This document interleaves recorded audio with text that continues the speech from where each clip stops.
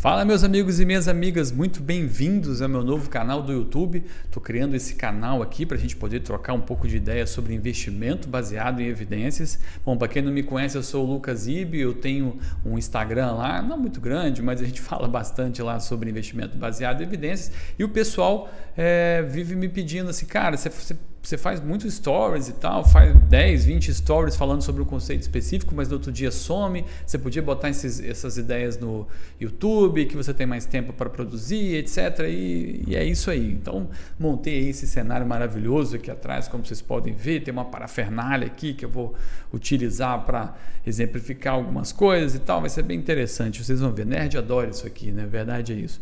Mas enfim, então nós vamos começar o nosso primeiro vídeo desse canal e a gente vai falar sobre investimento baseados em evidências, como eu já disse, né? Nós vamos tocar em 4 tópicos fundamentais. Vamos dar uma olhada aqui. Bom, primeiro a gente vai falar o que é esse tal de investimento baseado em evidências, né? Como é que surgiu isso, como é que isso funciona.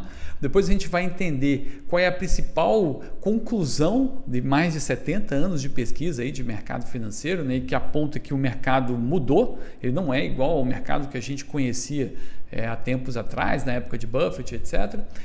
Qual é a solução, então, uma vez que esse mercado mudou, né? E como é que a gente pode tirar vantagens disso? E, por último, como é que você vai ser introduzido para um investimento baseado em evidências, né? Eu não vou ficar aqui dissecando artigos matemáticos, etc. Eu vou tentar trazer uma coisa muito mais dinâmica e fácil de entender para que esse conteúdo aqui seja de acesso de todo mundo, né? Claro que quem investe há mais tempo ou quem é um consultor financeiro vai entender mais do que eu estou falando, mas com o tempo a gente vai aumentando a abrangência do conteúdo. Mas enfim, então vamos começar pelo primeiro tópico, né? O que é um investimento baseado em evidências?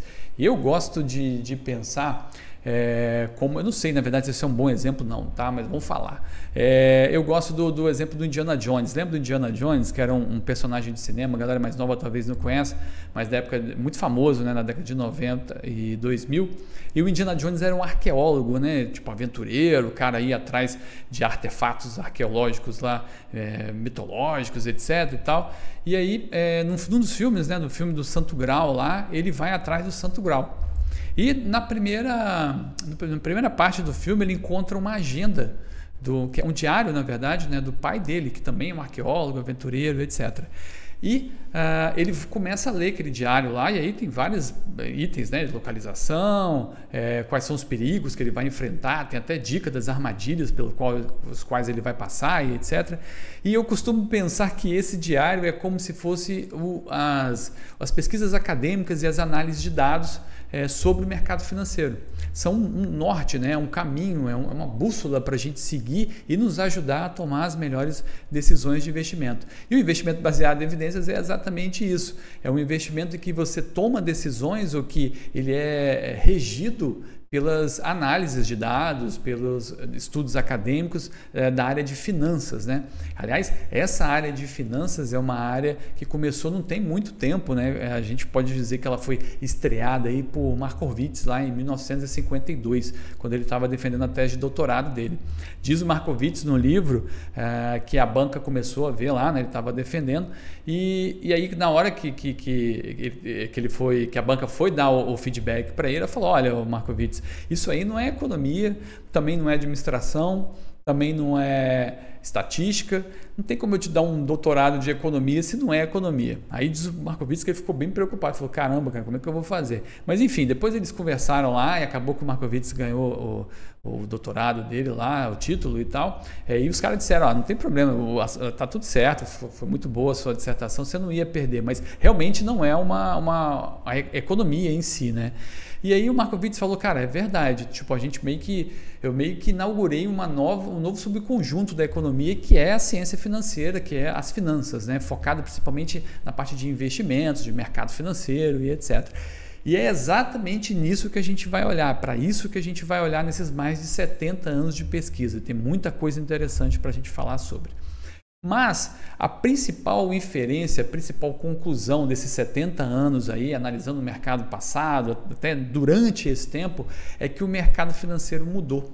O mercado ele não é mais como era antigamente, né? Numa época mais precária, em que as informações eram mais difíceis de serem repassadas. Hoje a gente tem internet, hoje o processamento de informação é muito mais rápido, né? A gente tem acesso a essas informações mais rápido e essas informações são levadas ao preço de forma muito mais rápida, né? Muito mais eficiente. E aí, para isso, eu vou mostrar para vocês aqui uma coisa muito legal que eu estou usando no meu tablet agora, vai ficar bem interessante isso aqui. Dá uma olhada nesses 4 quadrantes aqui. Aqui a gente tem 2 perguntas, né? 2 questões que são as narrativas principais dos mercados financeiros, né? Principalmente do setor de marketing. A primeira pergunta é: o market time bem sucedido é possível? Ou seja, a gente consegue prever ciclos econômicos, né? Ou prever para onde um ativo está indo de forma que a gente consiga tirar algum tipo de vantagem financeira disso? E a segunda pergunta é: a seleção dos melhores ativos é possível? É possível você selecionar, sei lá, as melhores ações vencedoras, as que vão superar o mercado aí no curto, médio e longo prazo? Bom, vou falar de mim, tá? Eu sou um grande fã do Warren Buffett e o Warren Buffett foi sempre focado em análise fundamentalista, principalmente voltada para valor, e depois passou para qualidade e tal. Mas enfim, ele sempre acreditou e ele sempre trabalhou nisso, ele gera resultado com isso, escolhendo as ações que estão mais baratas em relação ao mercado e etc. Ou ações agora que têm uma grande qualidade, que vão crescer ao longo do tempo, que são de boas empresas, e ele vai ter um resultado superior ao mercado. Tá? Então, eu acredito nisso, mas eu não acredito em market time. Eu não acho que a gente vai saber quando que esse dinheiro, né, quando que esse valor dessas empresas aí vão fazer parte do seu preço. Não dá para saber quando, ou se é algum ativo específico, quando que ele vai ter uma rentabilidade superior, etc. Eu não acredito. Então, para mim, o quadrante 2 era o meu quadrante que eu acreditava, né? Na época que eu investia, nesses 17 anos de investimento, era o que eu, até pouco tempo atrás, era o que eu acreditava. Já outras pessoas, elas acreditam que elas são capazes de conseguir prever para onde o mercado vai. Então, a gente está falando aqui do quadrante 1 e 2, tem umas que ainda acham que conseguem prever não só para onde o mercado vai, mas como determinados ativos vão se comportar quando o mercado for. Então, tipo, não é só determinar para onde vai, mas quais são os ativos que vão se comportar melhor quando o mercado estiver no que foi previsto. O fato, a parte importante aqui é que toda a ciência financeira, esses 70 anos de estudo, todas as análises de dados para tempos passados, mais de 100 anos, principalmente no caso de ações, aí, indicam que, na verdade, o quadrante correto é o quadrante 4. É quase impossível você conseguir prever para onde o mercado está indo, isso no curto, no médio e até no longo prazo, e você selecionar os ativos vencedores, aqueles que vão realmente ter um retorno superior do mercado. Para vocês terem uma ideia, tem um estudo muito interessante do professor Bessenbider, que ele mostra que, de forma global, as ações globais, só 1,3% dessas ações são responsáveis por toda a riqueza gerada pelo mercado de capitais. Isso quer dizer que as outras 98,7% dessas ações juntas têm um rendimento igual ao da renda fixa. Então significa que para você vencer o mercado, você necessariamente precisa ter essas 1,3%, pelo menos uma boa parte delas na sua carteira. De forma que o resto, as outras 98,7%, vão transformar a sua carteira num rendimento inferior ao da renda fixa.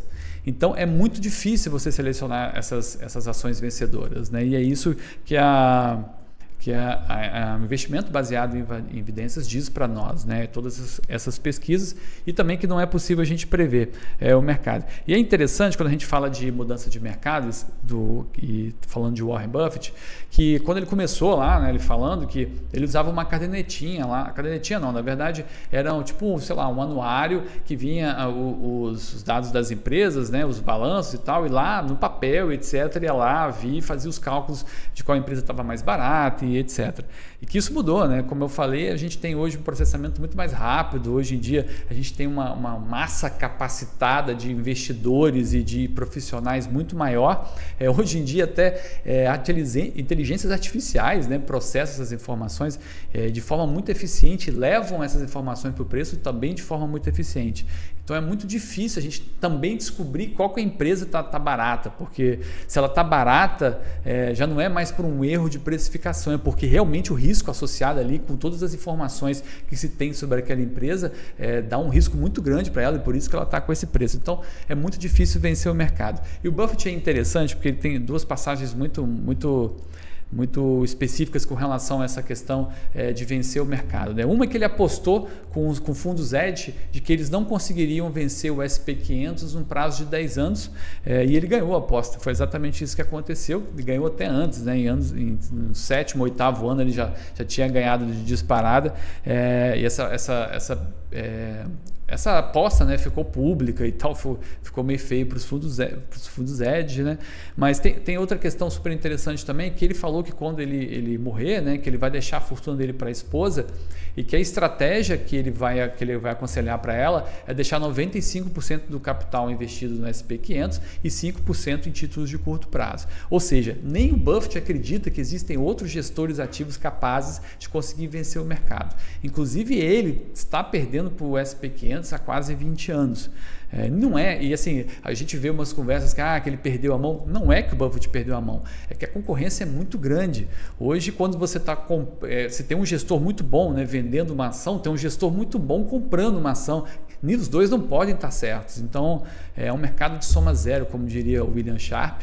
A gente vai falar mais sobre isso, tá? Não se preocupa, mas é um mercado muito competitivo, então está muito difícil você conseguir achar oportunidades, né?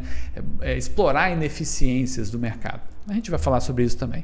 Mas outro ícone também que eu gostaria de falar aqui com relação a isso é o Damodaran. O Damodaran é o papa do valuation, né? Você que é investidor aí, talvez você não tenha ouvido falar, talvez consultor também não muito, porque ele é mais focado em análise, né, de ações, de valuation. Mas ele falou que hoje ele investe em ações e ele escolhe as ações por hobby, porque ele gosta. Mas ele não tem a menor pretensão de vencer o mercado. Ele acha que realmente é muito difícil mesmo vencer o mercado, né? A gente tem vários dados, relatório Spiva e várias coisas que mostram que realmente está quase impossível vencer o mercado, né? Ter um rendimento superior ao mercado, e quando vence é aleatório, é muito pouco e tal. E ele falou nessa entrevista também que a gestão ativa é inexorável, que ela só vai aumentar, porque realmente está trazendo mais benefício para o investidor. Bom, mas se todas as evidências apontam para essas questões de que você não consegue prever para onde o mercado vai, nem consegue selecionar os ativos vencedores, que aliás é totalmente contra o que a gente escutou a vida inteira e continua escutando, mas é o que é um fato, a grande questão é para onde a gente vai, né? Para onde a gente vai investir. E aí, eu tenho 3 pontos aqui para trazer para vocês, que é o que a ciência financeira diz, né? A primeira é o investimento de longo prazo. Isso aí tudo bem, todo mundo já diz isso e é o óbvio, né? Mas o fato é que quando você carrega um investimento de longo prazo, você provavelmente vai receber o prêmio por ter corrido aquele risco. Então, o curto prazo é totalmente imprevisível, não dá para a gente prever o que vai acontecer, mas no longo prazo você tende a receber esse prêmio. Então, a primeira coisa que você tem que fazer é investir no longo prazo. A segunda coisa é como a gente não consegue selecionar os ativos vencedores, mas eles são fundamentais para que você consiga capturar toda a riqueza que o mercado de ações, por exemplo, traz, que o mercado de renda fixa traz, que os imóveis trazem, etc. O melhor a fazer é investir numa cesta que possui todos os ativos relativos àquele risco que você quer correr. Então, por exemplo, se você quer investir em ações brasileiras, você deveria investir no fundo de índice que segue o IBOV. Se você gosta de empresas de dividendos, você deveria investir no fundo de índice que segue o IDIV. Se você gosta de imóveis, você deveria seguir no fundo de índice que segue o IFIX e por aí vai. Então, você diversifica isso dentro da classe de ativo em que você quer correr o risco ou da geografia, né? A gente pode falar de ações globais também, REITs, né? Assim você garante que você vai ter os melhores ativos, né? Os ativos com as melhores performances dentro da sua carteira, ao mesmo tempo que não corre o risco. Por exemplo, a gente falou de ações, né? 98,7% das ações globais têm um rendimento juntos igual ao da renda fixa, e dentro desse pacote tem muitas ações que faliram, muitas empresas que faliram, muitos com rendimentos negativos e tal. Então você não corre esse risco investindo nessa cesta. E a junção de investimentos de longo prazo com investimentos em fundos de índice leva à criação de portfólios estratégicos. O que são portfólios estratégicos? Basicamente, você vai juntar essas classes de ativos, né? E aí você pode utilizar a teoria moderna do portfólio. Então, você vai fazer análise de fronteira eficiente, de correlação e várias outras questões aí para conseguir determinar um portfólio em que faça sentido para você, né, que tem a ver com a sua capacidade de correr risco, com a sua necessidade de correr risco e com a sua disposição também para correr risco, né, porque os maus momentos são realmente dão um frio na barriga, mas você definir essa alocação e seguir com essa alocação ao longo de 10, 20, 30 anos, só aportando mensalmente ou de acordo com a regularidade dos seus aportes e fazendo rebalanceamento aí, de acordo com os riscos ou com o tempo, aí vai variar de acordo com a estratégia. Mas essa seria a melhor forma de você conseguir investir de acordo com a ciência financeira. Portfólios estratégicos e que dentro desse portfólio você tem ativos, né, fundos de índice que compostos vão gerar esse rendimento para você no longo prazo. E por último, e não menos importante, a grande pergunta: como você vai ser introduzido no investimento baseado em evidências? Como eu disse aqui, eu não vou ficar dissecando artigos científicos, eu não vou ficar aqui falando linguagens muito técnicas e etc, porque na verdade não precisa, né? A gente, apesar de você ter lá os artigos mais técnicos e etc, os caras precisam fazer isso porque eles precisam ter um rigor na metodologia, mas as conclusões são bem racionais, são bem razoáveis.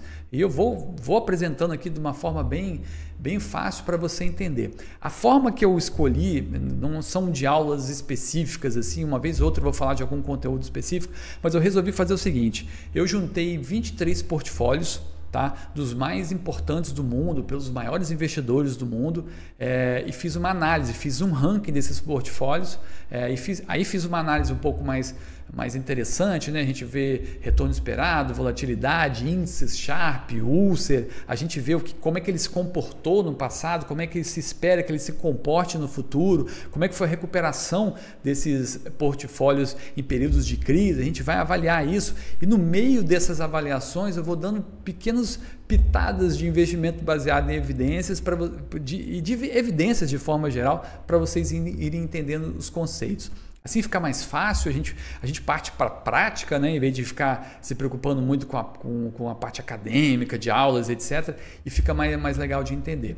Então, a partir do próximo episódio, a gente já vai começar a trabalhar no nosso primeiro portfólio, que na verdade não é o portfólio, mas é um índice global de ações, mas ele vai nos ajudar a entender conceitos super importantes, principalmente do porquê que você deve investir em índice, ou porquê que a ciência financeira fala para você investir em índice, qual que é o conceito que foi gerado para que se chegasse a essa conclusão. E é bem legal, tenho certeza que você vai gostar. Mas então é isso, pessoal, espero que vocês tenham gostado. Vou seguir o padrão do YouTube, né? Segue, dá like, não sei mais o que, faz essas coisas aí, por favor. Mas sejam muito bem-vindos novamente. Eu acho que assim como os médicos, né, eu escrevo isso por aí, escrevo isso nos blogs, mas é verdade, como você espera que um médico tome uma decisão baseada em dados, né, baseada em estudos, baseado em estudos bem conduzidos, então, e não no achismo e etc., eu acredito que você também deva tomar decisões de investimento baseado em dados, baseado em artigos científicos e modelos que façam sentido, que nos ajudem a explicar a realidade. E eu acho que principalmente essa abordagem vai trazer o que é mais importante para você seguir o curso de um investimento no longo prazo, né? Para você ter essa disciplina, que é a convicção. É você entender o que você está fazendo, por que você está fazendo, que você tem um embasamento para justificar essa sua convicção. É isso, galera. Muito obrigado e a gente se vê.